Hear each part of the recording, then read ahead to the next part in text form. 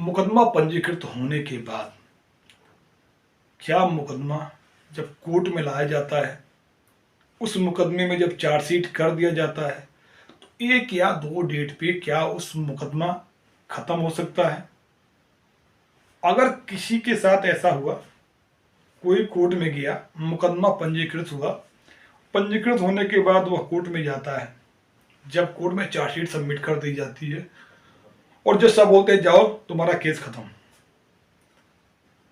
तो क्या वह बाहर आके यह बोले कि जज साहब ने मुझे बरी कर दिया, या जज साहब ने पूछा हो कि भाई गलती मानते हो अपनी? उसने कहा साहब गलती हो गई पहली बार, तो जज साहब ने कहा जाओ तुम्हारा मामला खत्म। तो क्या वह आदमी यह क्लेम कर सकता है कि मैं बरी हो गया या मेरा मुकदमा खत्म हो गया? आखिर ऐसा कैसे हो सकता है?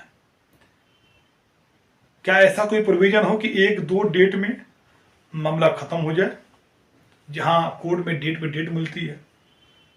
बताऊंगा इस वीडियो में, बने रहिए मेरे साथ।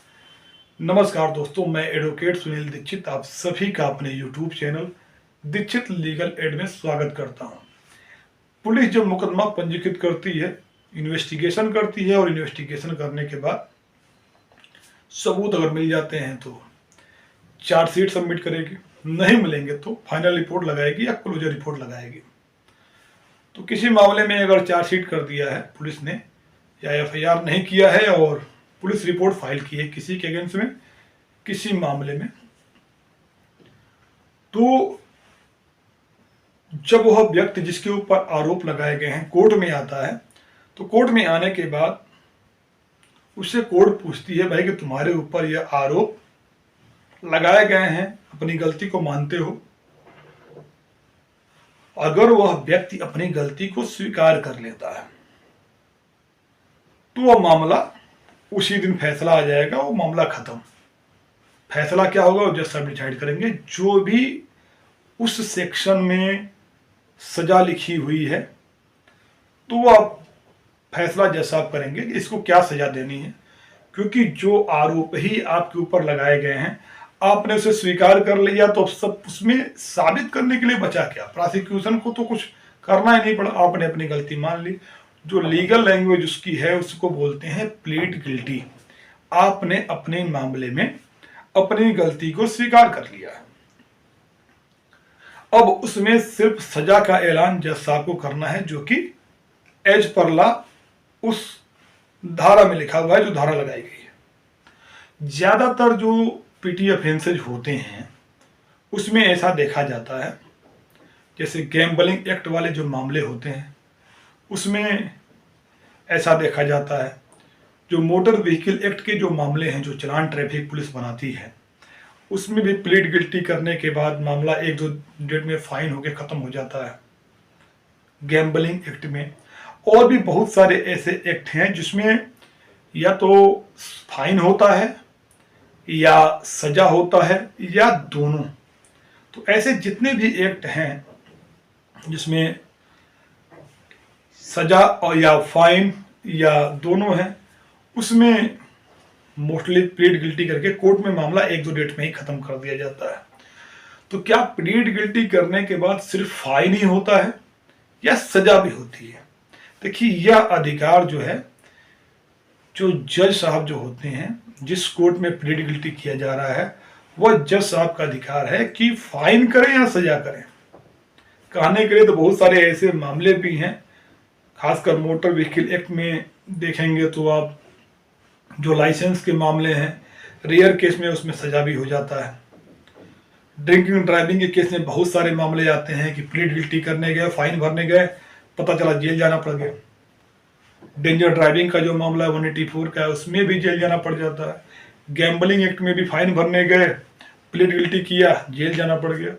तो यह जो फैसला है यह कोर्ट के ऊपर डिपेंड करता है कि उनका नजरिया क्या है इस ऑफेंस को लेकर। अगर इस ऑफेंस को लेकर उस कोर्ट का नजरिया थोड़ा सा रिजिड है कि नहीं, यह ऑफेंस समाज के लिए खतरनाक है, तो जरूरी नहीं कि फाइन पे आप निकलोगे, क्योंकि आपने प्लीड गिल्टी किया है।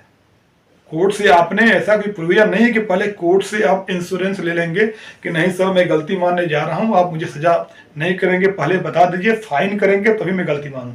ऐसी कोई व्यवस्था नहीं है। आपको अपनी गलती इस स्टेज पे कोर्ट पूछती है, समन ट्रायल है, तो वहां नोटिस बनवा के और नोटिस के स्टेज पे ही कोर्ट पूछेगी कि देखिए भाई आपके अगेंस्ट में यह आरोप लगाया गया है आपके ऊपर, आप इसे स्वीकार करते हैं या आप ट्रायल करना चाहते हैं। दो ऑप्शन आपके पास है, आप गलती नहीं मानेंगे ट्रायल होगा, गलती स्वीकार करेंगे जस्ट आपकी पावर है, क्या करें, क्या फाइन करें या सजा करें, जेल भेज दें या दोनों कर दें, ये उनकी पावर है। अगर वारंट ट्रायल है सेम प्रोसीजर है, हाँ यही हो जाता है कि चार्ज पे आर्गुमेंट करने की थोड़ा सा बेनिफिट मिल जाता है कि चार्ज बनता है नहीं बनता, लेकिन जब चार्ज बनता है तो वो सेम चीज आती है, जो आरोप लगाए जाते हैं वो आरोप आपके ऊपर आपको बनता है और आपसे पूछा जाता है कि आप इन आरोप को स्वीकार करते हैं कि नहीं स्वीकार करते हैं। नहीं आरोप को स्वीकार करते हैं तो ट्रायल चलता है, स्वीकार करते हैं तो प्लीड गिल्टी हो गया। आपने प्लीड गिल्टी कर दी, आप तो कोर्ट को ऑर्डर सुनाना है। तो प्लीड गिल्टी करने के बाद सपोज करिए कि किसी को कन्विक्शन हो गया, जैसा हमने जेल कर दिया, तो क्या अपील में जाया जा सकता है? बताऊंगा अगली वीडियो में, बने रहिएगा हमारे साथ। तो उम्मीद करता हूं कि प्लीड गिल्टी वाला जो टॉपिक है इसको मैंने समझाने का प्रयास किया, आपके समझ में आया होगा। इन केस कोई क्वेरी है तो कमेंट बॉक्स में मुझे बताइए, प्रयास करूंगा कि उत्तर जल्द से जल्द दे सकूं।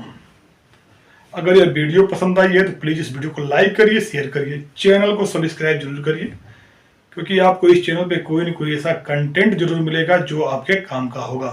Thank you for watching.